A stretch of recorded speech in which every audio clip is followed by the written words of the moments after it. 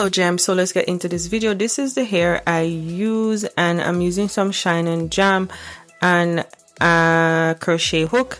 And yeah, let's just get into the hair. So I use the Expression braid in 52 inches, the one that already came pre-stretched, because who wants to do so much work just to get your hair done? I know I don't.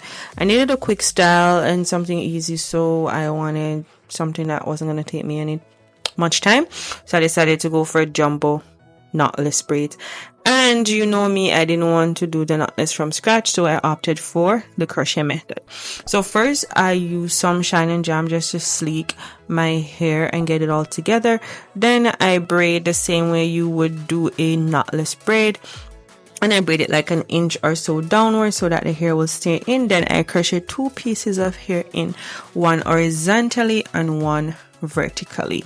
The one that I crochet in vertically will cover the braid, or cover the braid that I did with my hair. I hope that makes sense. Then I'm gonna have 2 pieces on the side with the one I put in horizontally and then the one at the top, and then I just go ahead and braid normally. I am an underhand braider, I think. So that's how I will do the braid, just like you would do a knotless braid but without the feeding method. So while I was doing this braid, I did try the feeding method. It was not bad, but on myself it was a little difficult to do the feeding, so I didn't want to be bothered that day, so I didn't. The hair is 52 inches. It wasn't as long as I wanted, so I'm gonna go in and add some hair to extend it. I should have showed you guys how to add the braid but I did it so quickly I totally forgot to show you guys how I did that. So that's how I am doing that at this point. And then once it gets to the length that I want, I put an elastic band at the end because I'm gonna be adding some rods to the end to get it a little curly.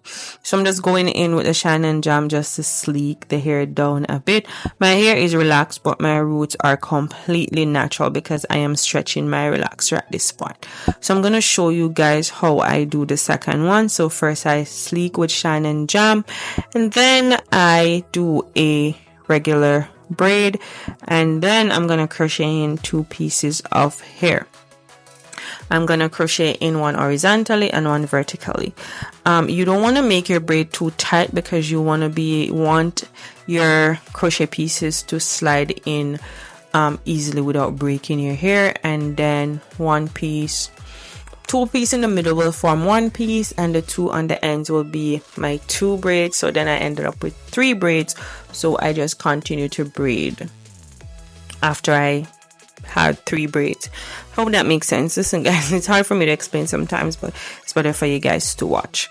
And I just braid it regularly, and because the hair is a little short, I did add extension, and then when I get to the end I added an elastic band. So this is it all finished. Again, this is jumbo, pretty easy crochet method. You can try it if you don't want to do it from scratch, and that's what the ends are looking like.